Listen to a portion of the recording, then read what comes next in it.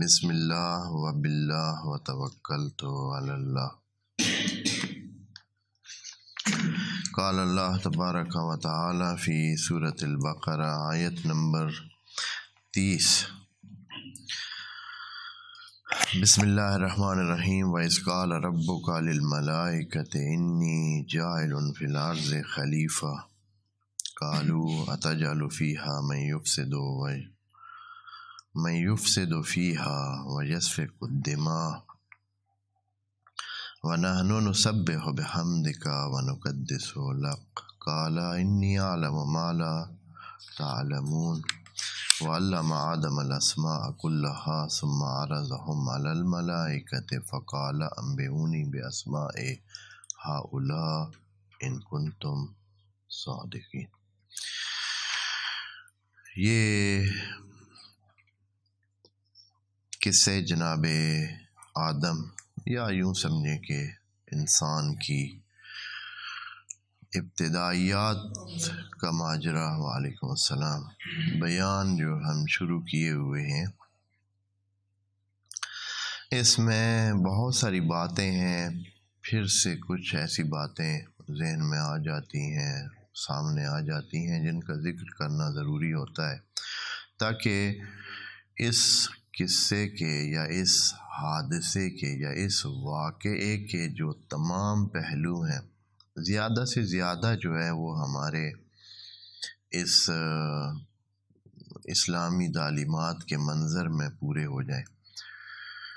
جیسے جیسے ہمیں اس کی معلومات زیادہ ہوں گی، چونکہ یہ ہمارے عقیدے کے ساتھ وابستہ ہے، قرآن کے حوالے سے معلومات ہمارے عقیدے کے حوالے سے اور ہمارے اس تصویر کو مکمل کرنے میں دخیل ہے جو ہم نے دین کی، اسلام کی، توحید کی، عقائد کی جو رکھنی ہے، جو رکھنی چاہیے۔ اس لحاظ سے آیت نمبر 30 میں پہلے بات کچھ ہو چکی ہے، لیکن پھر سے کچھ اس بارے میں بات کریں گے اور پھر اس طرح آگے چلیں گے۔ تو اس میں ایک بات یہ پہلی کرنی ہے کہ اللہ سبحانہ نے ملائکہ کے ساتھ کیوں ضروری سمجھا کہ اس کا ذکر کیا جائے۔ یہ بات شاید اس طرح پہلے نہ ہوئی ہو۔ یہاں بھی اور اس سے پہلے ایک اور جگہ جب سجدے کا ٹائم تھا، آپ کو میں نے عرض کیا ہے کہ قرآن کی دوسری آیت کے مطابق یہ جو کام ہے، یعنی جو علم کا تقابل تھا فرشتوں کے سوال کے بعد، یہ بعد میں ہوا ہے اور فرشتے اس سے پہلے سجدہ کر چکے تھے، کیونکہ اس دوسری آیت میں خدا منان نے یوں فرمایا تھا کہ وَإِذْ قَالَ رَبُّكَ لِلْمَلَائِكَةِ إِنِّي جَاعِلٌ بَشَرًا مِنْ صَلْصَالٍ مِنْ حَمَإٍ مَسْنُونٍ فَإِذَا سَوَّيْتُهُ وَنَفَخْتُ فِيهِ مِنْ رُوحِي فَقَعُوا لَهُ سَاجِدِينَ۔ ہجر آیت نمبر 28 تا 30 میں یہ بات پہلے ہو چکی ہے۔ اگرچہ قرآن میں ترتیب اس کی آگے پیچھے ہے، لیکن جو زمانی اور وقت کے لحاظ سے ترتیب بن رہی ہے کہ خلقت کے فوراً بعد سجدے کا حکم، اور اس سے پہلے اللہ نے فرشتوں کو بات کر لی تھی کہ یہ ہونے والا ہے، آپ ذہنی طور پر تیار رہیں کہ یہ کام کرنا ہے، جیسے ہی اس میں روح پھونکا جائے گا تو آپ سجدہ کر لیں۔ یہاں بھی اللہ نے فرشتوں سے پہلے بات کی، ایک قسم کی ان کی مرضی جانی۔ یہاں جس آیت میں ابھی ہم آیت نمبر 30 میں بھی یہی صورتحال ہے۔ وَإِذْ قَالَ رَبُّكَ لِلْمَلَائِكَةِ، ملائکہ کو کہا کہ میں زمین میں اپنا نائب قرار دینے لگا ہوں۔ تو اس کی کیا وجہ ہو سکتی ہے کہ کیا ضرورت ہے اس کی؟ تو اس سے ایک قرآن کے جو دوسری آیات ہیں ان سے ہمیں ایک چیز ملتی ہے، اور وہ یہ ہے کہ اگر کوئی بھی مخلوق خدا قرب الہ کے مراحل طے کرتا ہے، وہ خود کو فانی فی اللہ کر دیتا ہے، اپنے آپ کو مٹا دیتا ہے، تو اللہ اپنی مرضیاں اس کو دیتا ہے۔ قرآن کی ایک آیت میں آپ دوست پڑھتے رہتے ہیں، وَمِنَ النَّاسِ مَن یشری نفسہ ابتغاء مرضات اللہ، کہ انسانوں میں کچھ ایسے بھی انسان ہیں، من الناس لوگوں میں کچھ ایسے بھی ہیں کہ وہ اپنی ذات کو فدا کرنے کے رکھتے ہیں، فدا کرتے ہیں، دیتے ہیں، یعنی بیچتے ہیں۔ ومن یشری کا مطلب ہوتا ہے بیچنا، بیچتے ہیں یعنی بدلے میں دے دیتے ہیں۔ ابتغاء مرضات اللہ، دوسری طرف سے جو چیز لینا چاہتے ہیں وہ کیا ہے؟ مرضات الہی کو حاصل کرنا چاہتے ہیں، رضا الہی نہیں، رضا الہی نہیں، مرضات الہی، یعنی جو اللہ کی مرضیاں ہیں وہ ان کی مرضیاں بن جائیں گی۔ اللہ کی مرضیاں لینا چاہتے ہیں، یعنی جس پہ اللہ راضی ہے وہی چیز ہوگی جس پہ یہ لوگ راضی ہیں، یعنی اللہ کی مرضی لینا چاہتے ہیں، یعنی یہ راضی ہوں گے تو اللہ بھی راضی ہو جائے گا۔ اللہ کی رضا، وعلیکم السلام، اللہ کی رضا لینا یہ پہلا سٹیپ ہے۔ رضا کے بعد مرضی بنتی ہے، جب رضا کسی کی ہو جاتی ہے تو پھر مرضی بنتی ہے۔ اس میں مفعول یا مکان جو بھی دونوں ایک ہی وزن پہ اس کے آتے ہیں، تو مرضی حاصل کی جاتی ہے۔ اور یہ کون کرتا ہے؟ جو اپنے آپ کو فدا کرتا ہے۔ فرشتوں کی جو حالت اللہ نے فرمائی ہے، ملائک کی حالت، وہ یہ ہے کہ یہ عباد مکرمون۔ اللہ نے دوسری صورت میں یوں کہا ہے کہ یہ لوگ جو ہیں فرشتے اور ملائک، ان کے بارے میں لوگوں کا خیال ہے کہ یہ کیا ہیں؟ اللہ کے بیٹے ہیں، جبکہ اللہ خود فرماتا ہے، یہ اس صورت میں ہے، سورہ انبیاء میں 26 نمبر آیت میں کہا ہے، وَقَالُوا اتَّخَذَ الرَّحْمَنُ وَلَدًا۔ فرشتوں کو ذہن میں رکھ کے لوگ کہتے تھے کہ اللہ کے بھی کوئی بیٹے ہیں، جو کہ ملائک کی صورت میں ہے۔ تو خدا کریم ادھر فرماتا ہے سبحانہ، اللہ اس سے منزہ ہے کہ کوئی اس کو بیٹا چاہیے ہو۔ بل عباد مکرمون، یہ ملائک اللہ کے مکرم عباد ہیں، یعنی ایسے عباد ہیں جن کو اللہ نے کرم دیا ہے، یعنی جن کو احترام دے دیا ہے، جن کو اکرام دے دیا ہے۔ ایسے طالب کرم نہیں ہے، طالب کرم ہونے کے بعد وہ اپنا اتنی قرب الہی کے مراحل طے انہوں نے کیے ہیں اور خود کو فنا کیا ہے اللہ میں، کہ بن گئے ہیں عباد مکرمون۔ اور جب عباد مکرمون بن گئے ہیں تو انہوں نے جب خود کو فنا کر دیا ہے تو اب اللہ نے بھی اپنی مرضیاں، اپنی جو بھی ارادے ہیں، جو چاہتا ہے وہ ان کے ساتھ پہلے شیئر کر رہا ہے۔ کم از کم یہ دو آیات تو اسی منظر کو پیش کر رہی ہیں۔ اور پھر حتیٰ اگر ان کا کوئی سوال ہوتا ہے تو اللہ ان کے جسٹیفیکیشن کے لیے، ان کی سیٹسفیکشن کے لیے، یعنی ان کے دل میں اگر کوئی اس بارے میں تھوڑی سی بھی وہ بات ہے کہ یہ ان کو ٹھیک نہ لگ رہا ہو، تو اس کو ٹھیک کرنے کے لیے پورا ایک پروسیجر کر دیتا ہے کہ تاکہ صحیح طرح ان کو وہ بات سمجھ آ جائے جو میں کر رہا ہوں ان کی مرضی کے خلاف نہیں ہے، اور وہ جناب آدم کو سکھانا اور پھر اس کے بعد فرشتوں کے سامنے پیش کرنا، اور یہ سلسلہ۔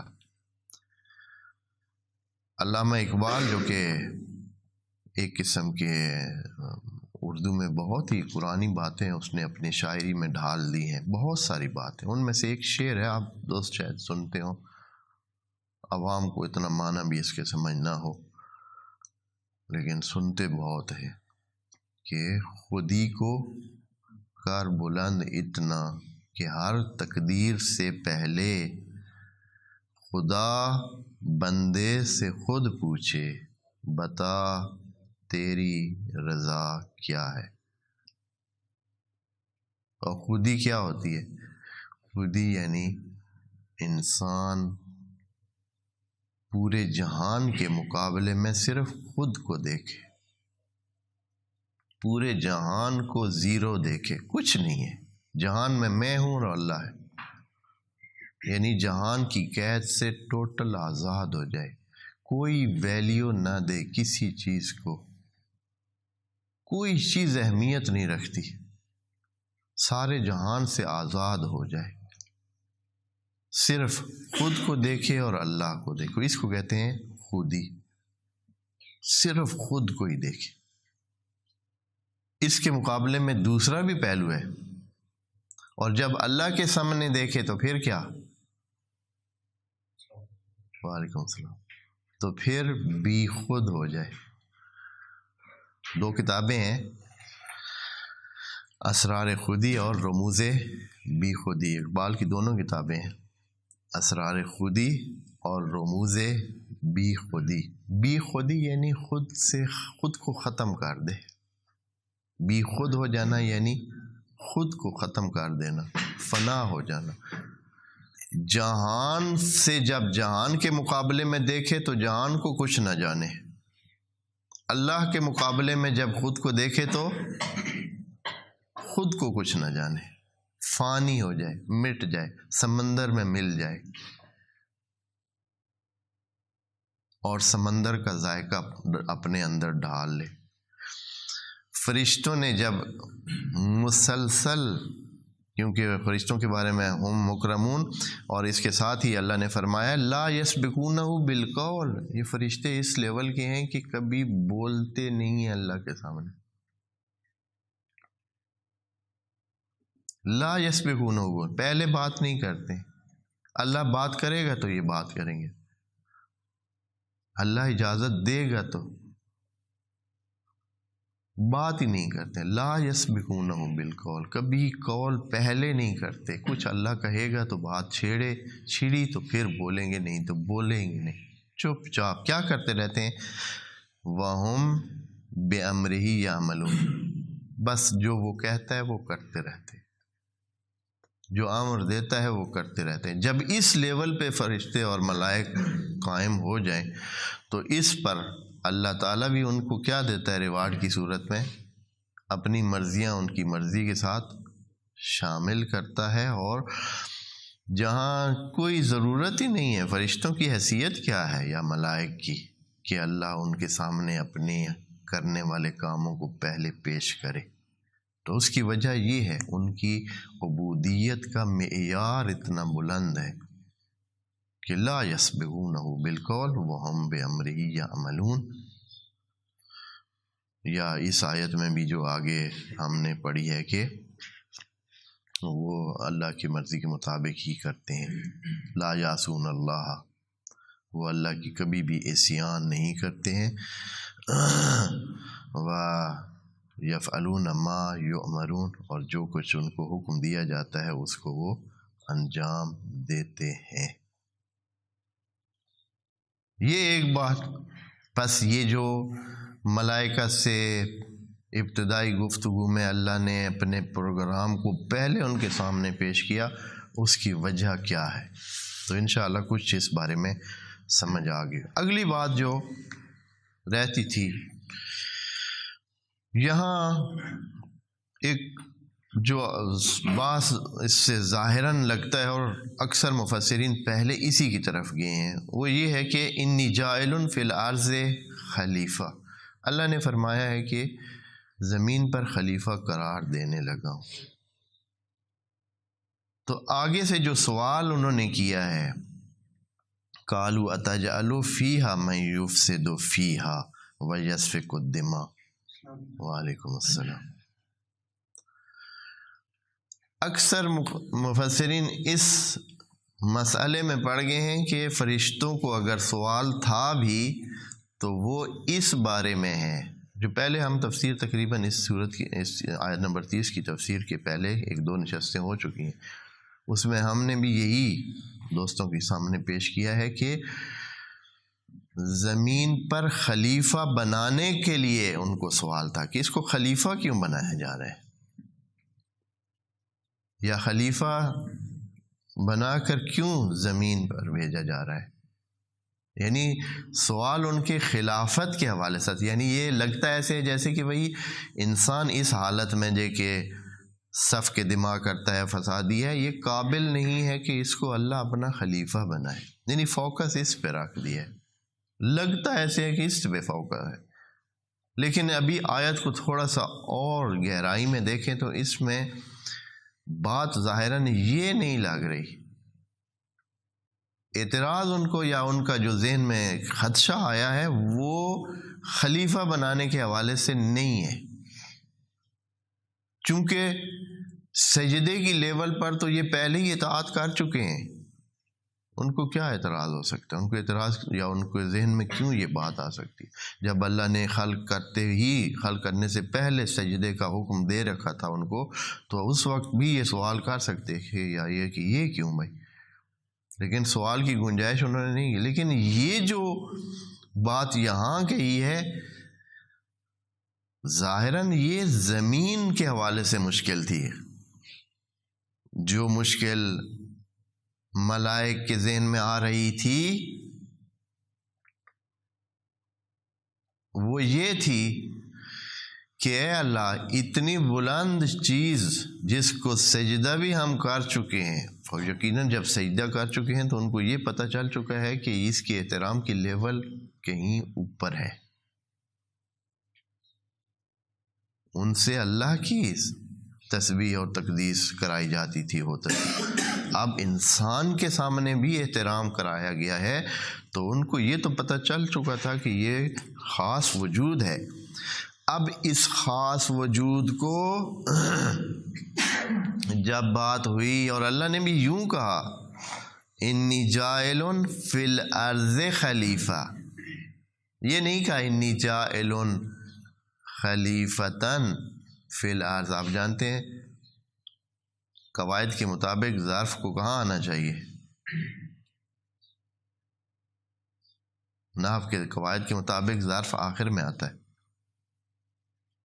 نحو کی جو ترتیب ہے جملوں کی اس میں ظروف کہاں آتے ہیں؟ آخر میں آتے ہیں. لیکن یہاں کدھر ہے؟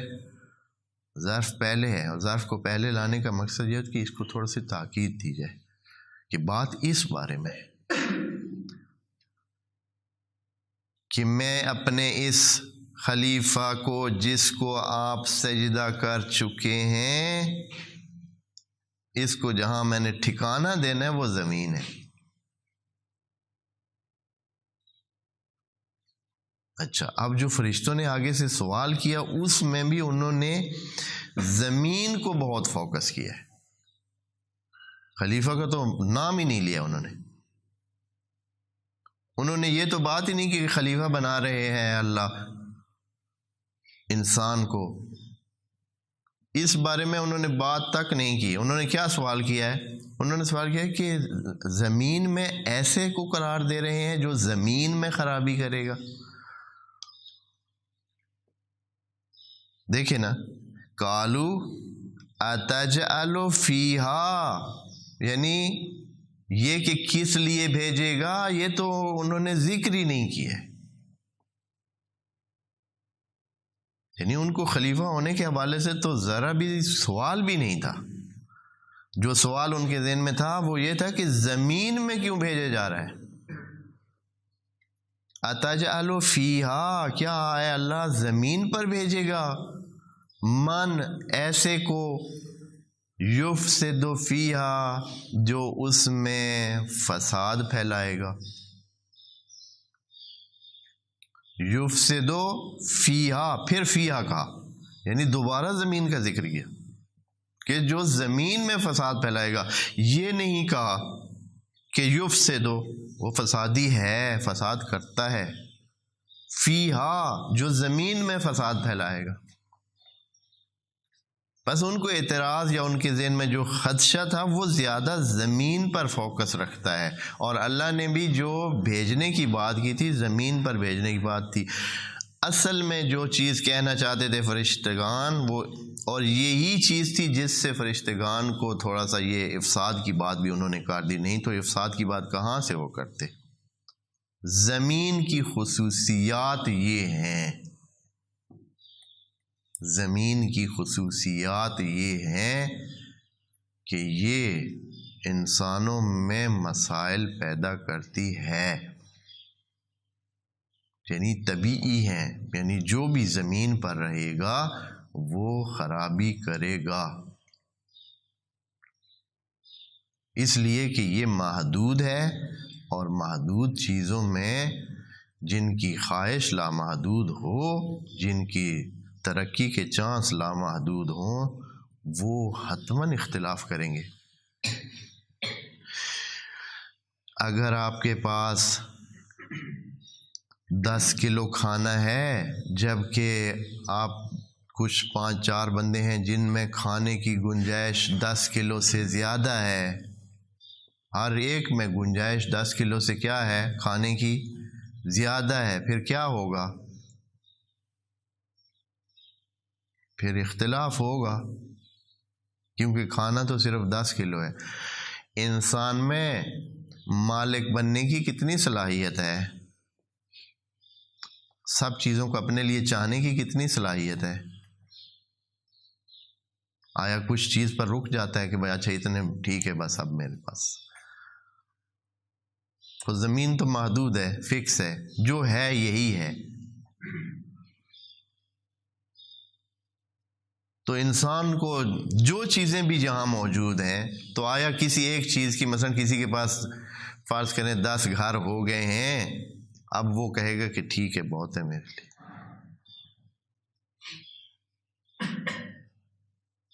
بس انسان کے اندر جو، اور اس کی وجہ کیا ہے؟ اس کی وجہ یہ ہے کہ اس کا درجہ، اس کے کمالات کی جو خواہش ہے، کمالات کی خواہش، کیونکہ یہاں یہ انسان بھی ان چیزوں کو اس لیے چاہتا ہے کہ وہ سمجھتا ہے اس سے اس کا کمالات ہوتے ہیں، یعنی وہ تکمیل کے مراحل طے کر رہا ہے اور وہ بڑھتا جا رہا ہے، اس کی عزت، اس کی قدرت، اس کی طاقت، اس کے سلسلوں میں وہ بہتری آ رہی ہے، تب یہ چیزیں چاہتا ہے۔ تو چونکہ کمال کی جو لائن ہے وہ انسان میں بے انتہا ہے، اس کی کوئی حد نہیں رکھی اللہ نے کہ کتنے تک جانا ہے، تو یہ اپنے تکمیل کے مراحل طے کرتے ہوئے جب انسان جائیں گے زمین میں، تو پھر یقیناً فساد تو ہوگا، اس لیے کہ زمین کیا ہے؟ بہت ہی محدود وجود ہے۔ اور شاید فرشتے دوسرے جو سیارے ہیں ممکن ان کو بھی جانتے تھے جو زمین کے 1,00,000 گنا زیادہ بڑے ہیں، لاکھوں گنا بڑے ہیں۔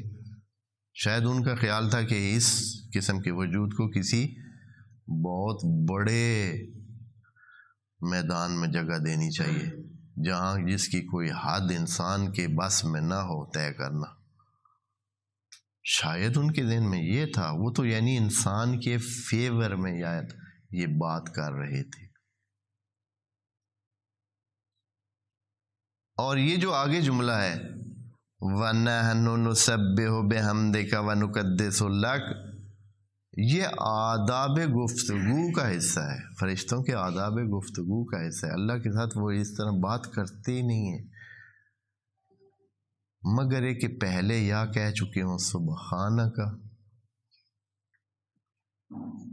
یا کوئی اس قسم کی بات اس کے بعد کہہ چکے ہیں، اس طرح اصلاً گفتگو ہی نہیں کرتے ہیں۔ تب انہوں نے یہ کہا ہے وَنَحْنُ نُسَبِّحُ بِحَمْدِكَ، اے اللہ ہم تیری تسبیح کرتے ہیں، ہم تو تجھے پاکیزہ جانتے ہیں۔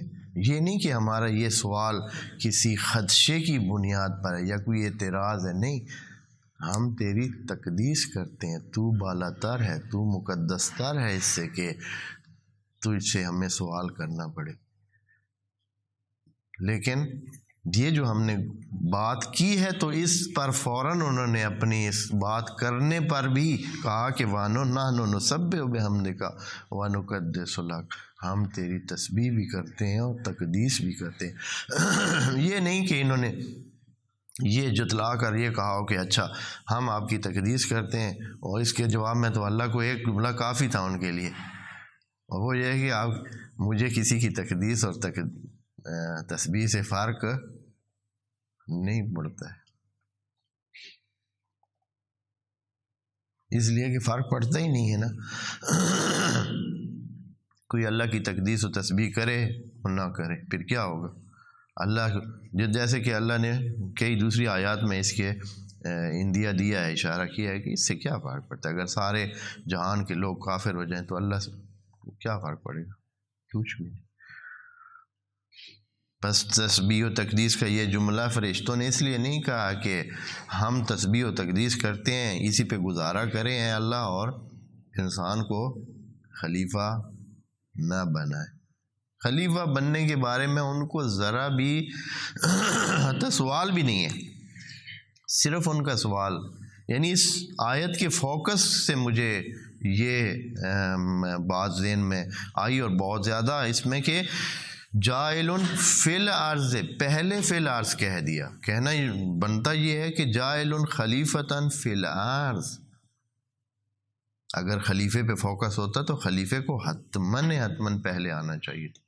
پھر یہ ہے کہ جب فرشتوں نے بھی بات کی تو انہوں نے تو اس بات کو چھیڑا ہی نہیں ہے نا کہ آپ اسے کیا بنانے جا رہے ہیں یا کیا نہیں، مسئلہ ان کا تھا اَتَجْعَلُ فِيهَا، آیا اس میں آپ قرار دیں گے اس کو، یعنی زمین میں آپ قرار دیں گے اس کو، نام بھی نہیں لیا کہ کس کام کے لیے۔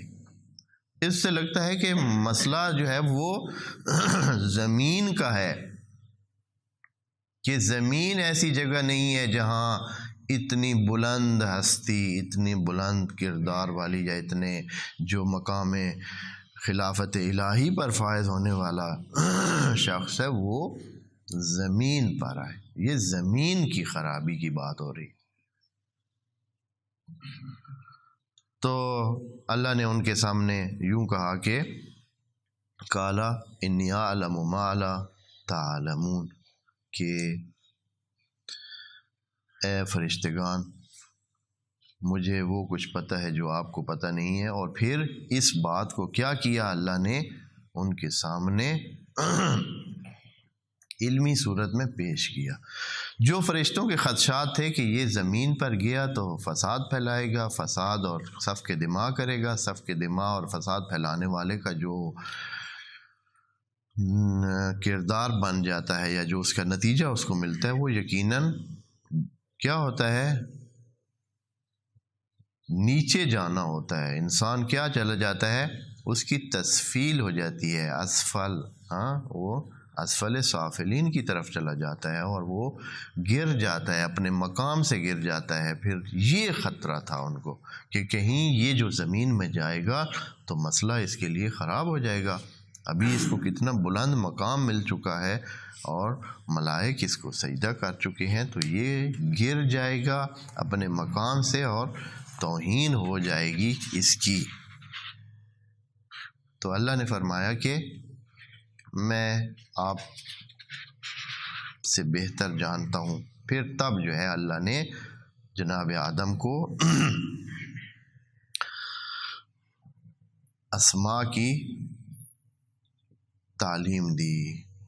یہ اسماء عرض کر چکے ہیں کہ اسماء جو ہے یہ خاص الاسماء ہے، کچھ اسماء، اور یہ جو بات ابھی میں کر رہا ہوں یہ تقریباً تمام مختلف نظریات رکھنے والے گروہ جو ہیں ان کی تفاسیر میں موجود ہے دونوں طرف، کہ الاسماء عام نہیں تھے۔ ایسے نہیں کہ حضرت آدم کو اپنی ذریت کے سارے لوگوں کے نام بتا دیے کہ یہ آپ کی ذریت میں ہوں گے، اربوں خربوں جو انسان پیدا ہوں گے، تو یہ نہیں، الاسماء کچھ اسماء، کچھ خاص اسماء، اور پھر یہ اس طرح کے تھے کہ جن کو درک کرنا فرشتوں کے لیے کیا تھا، مشکل تھا، فرشتوں کے بس کی بات نہ تھی۔ تو علم آدم الاسماء، پھر وہ پروسیجر خدا کریم نے فرشتوں کے ذہنی الجھاؤ کو ختم کرنے کے لیے، کہ اگر ان کے ذہن میں یہ آ رہا ہے کہ زمین میں جا کر یہ بندہ خلافت الہیہ کے جو سٹینڈرڈ ہیں، جو معیار ہیں، ان کو پورا نہیں کر سکے گا اور پورا نہیں اتر سکے گا، اس لیے کہ زمین کی خاصیت ایسی ہے کہ وہ انسانوں کو اس لیول پہ رہنے دے نہیں سکتی، یعنی وہاں انسان کا اس طرح رہنا بہت مشکل ہے، اور واقعاً ہے بھی مشکل۔ ابھی ہم دیکھ رہے ہیں کہ کوئی شاذ و نادر انسان بچ کے ان حالات سے جا سکتا ہے، نہیں تو اکثر تو کیا ہوتے ہیں، مشکلات میں ہی رہتے ہیں اور ان مشکل اپنے اس کردار کو برقرار رکھنے میں مشکلات کا شکار ہوتے ہیں۔ وَعَلَّمَ آدَمَ الْأَسْمَاءَ، اسماء کی تعلیم دی ان کو، جناب آدم کو، کلہا۔ یہ کلہا جو ہے اس کے دو احتمال یہاں ہیں جو دوست نحو میں مہارت رکھتے ہیں۔ ایک یہ ہے کہ ہم اس کو تاکید بنائیں اسماء کی، اسماء کی کیا بنائیں جی؟ تاکید بنائیں کہ اسماء جو ہے وہ تعلیم دی اسماء کی سارے کے ساروں کی، یعنی کوئی چھوڑا نہیں، سب سامنے رکھ دیے سب۔ دوسرا یہ ہے کہ ہم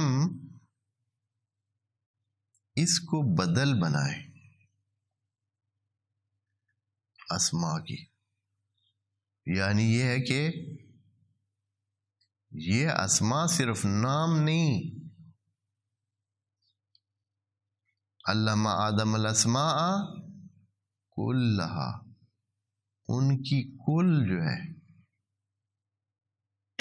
یعنی سارے کے سارے، کل کے کل، یعنی ان کی ہستی پوری سامنے رکھ دی، پوری ہستی کی تعلیم دے دی، ان کے پورے اس نورانی وجود کی، اس پورے جو بھی ان کا اندرون و بیرون ہے، اس سارے کی تعلیم دی، وہ سارا سمجھا دیا۔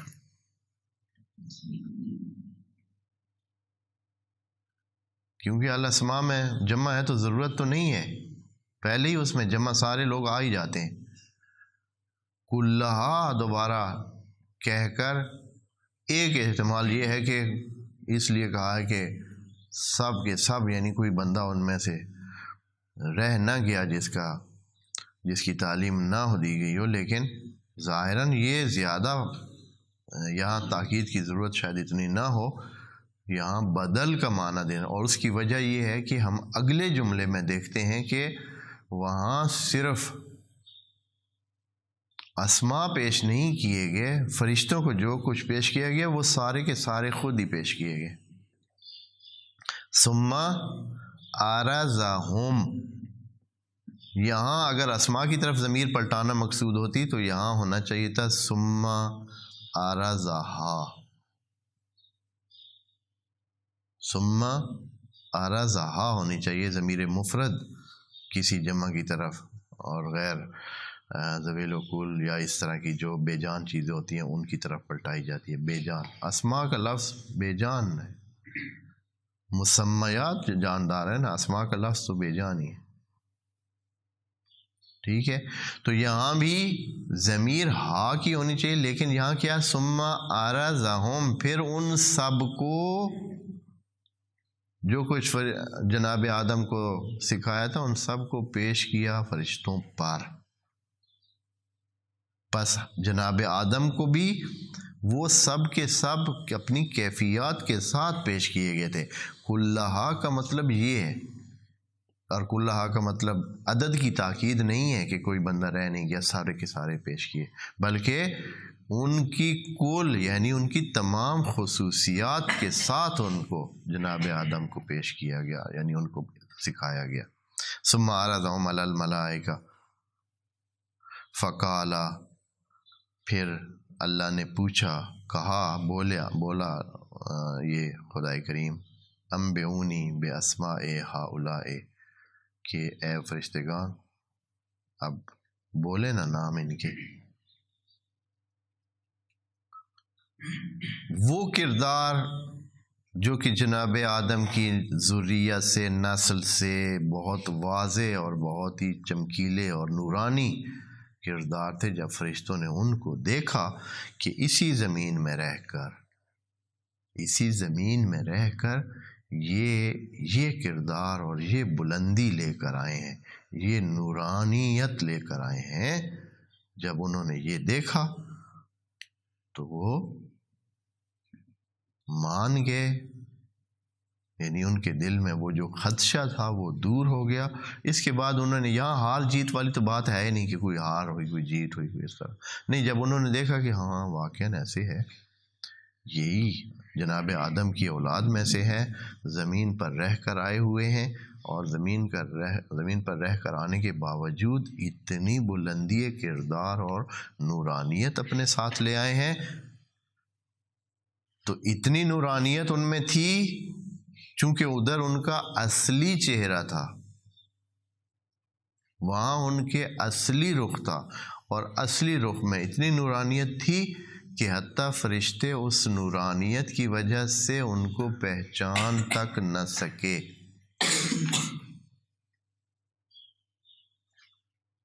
نام تک نہیں بتا سکے ان کے نورانی وجودات کی وجہ سے۔ آپ جانتے ہیں نا کہ آخرت میں انسان اپنے نور کے ساتھ چلیں گے، قرآن کی بہت ساری آیات اس بارے میں، حتیٰ جہنمی بھی جنتیوں کو کہیں گے کہ ہماری طرف منہ ہی ایک دفعہ کر لیں تاکہ ہم کیا کر لیں، آپ کے نور سے، نقتبس من نورکم، آپ کے نور سے تھوڑا نور ہم بھی لے لیں۔ یہ جملے موجود ہیں قرآن میں۔ تو جنتیوں کے نور ہوں گے، یا بعض انبیاء اور اولیاء اور بعض مقربین اللہ، جناب حضرت زہرا سلام اللہ علیہا کے بارے میں ہے کہ ان کا جب وہ سامنے ظاہر ہوں گی تو جب ادھر سے محضر سے گزرنا ہوگا محشر میں، تو وہاں مومنین کے بارے میں بھی ہے، لیکن ان کے بارے میں بھی یہ اس طرح ہے کہ جہنم جو ہے وہ بول اٹھے گی کہ اے اللہ، اس گزرنے والے کو کہیں کہ جلدی یہاں سے گزر جائے کہ اس کی نورانیت سے میری آگ بجھ رہی ہے، آگ کم ہو رہی ہے۔ تو اس لیول کے نورانیت حاصل ہوگی، تو ان کو جب دکھلایا تو فرشتگان حتیٰ نہ پہچان سکے، یعنی ان کا نور۔ تبھی تو یہ تو تمام مورخین اور تمام جو لکھنے والے ہیں سیرت النبی، انہوں نے لکھے کہ معراج پر ایک لیول پر پہنچنے کے بعد کیا کہا؟ جبرائیل نے کہا کہ اگر میں اس سے ایک قدم آگے بڑھتا ہوں تو لاہ ترک تو میں جل جاؤں گا، اس کے بعد آپ جا سکتے ہیں، میں اس کے بعد آگے نہیں جا سکتا ہوں، اس لیے کہ نورانیت کی لیول جناب جبرائیل کی جہاں تک تھی ادھر تک وہ آگے جا سکتے۔ اس کے بعد جو نور کا سلسلہ شروع ہونا تھا، اس نور میں فرشتوں کا نور کام نہیں دیتا، پھر وہ جو نور محمدی تھا وہ کام کرتا، وہ آگے جا سکتا ہے۔ تو یہ چیزیں آپ سمجھنے کے لیے آپ ان چیزوں کو آپ سمجھ رہے ہوں گے کہ جیسے کہ یہ چیزیں ہوتی ہیں نا، جب آگ کی طرف مختلف چیزیں لے جاتے ہیں، خاص چیزیں آپ آگ کی طرف لے جا سکتے ہیں اور بہت ساری چیزیں نہیں لے جا سکتے۔ ایک چیز ہوتی ہے وہ دور سے ہی رکھیں گے تو وہ پگھلنا شروع ہو جائے گی، وہ نہیں جا سکتی۔ ایک چیز ہے نہیں، وہ آگ تک چلی جائے گی، اور کچھ چیز ہے وہ آگ میں اچھا خاصا ٹک جائے گی اور کچھ بھی نہیں ہوگا، اور کچھ ہوگی پھر وہ آگ کے ساتھ آگ بھی بن جائے گی۔ تو یہ جو نورانیت کا سلسلہ یہ بھی اسی طرح ہے۔ تو عرضہم علی الملائکہ فقال انبئونی، تو اللہ نے فرمایا کہ اگر آپ کی ہے ہمت تو کیا کریں، نام بتائیں ان کے۔ تو وہ اس نورانیت کی وجہ سے، کیونکہ سامنے بالکل کہ ان کے لایا گیا ان نورانی وجودات کو، تو انہوں نے کیا کہا اگلے جملے میں موجود ہے، جو کہ انشاءاللہ ان کنتم صادقین، اگر آپ سچے ہیں سچے کس بات میں؟ کیا انہوں نے کیا تھا کہ یعنی یہاں تھوڑا سا لگتا ہے کہ ان کے ذہن میں خدشہ تھا. آپ اپنے خدشے میں سچے ہیں تو پھر بتائیں. خدشہ ان کا کیا تھا کہ زمین پہ جا کر یہ بندہ ضائع ہو جائے گا, زمین پہ یہ جا کر اپنا یہ جو کردار ہے, یہ جو بلندی ہے ہاتھ سے دے دے گا. تو اب جو ہے نا اللہ نے ان کو پیش کر کے, زمینی لوگ تھے یہ, زمین سے ہی یہ نور اپنا کردار بنا کے گئے ہوئے تھے, اور وہاں ان کی یہ صورتحال تھی کہ فرشتے ان کو نہیں درک کر سکے. تو اللہ نے کہا کہ بتائیں. اس کے بعد پھر وہ فرشتوں کا جواب جو قالوا سبحانک سے شروع ہوتا ہے انشاءاللہ وہ عرض کریں گے. والسلام علیکم ورحمۃ اللہ وبرکاتہ.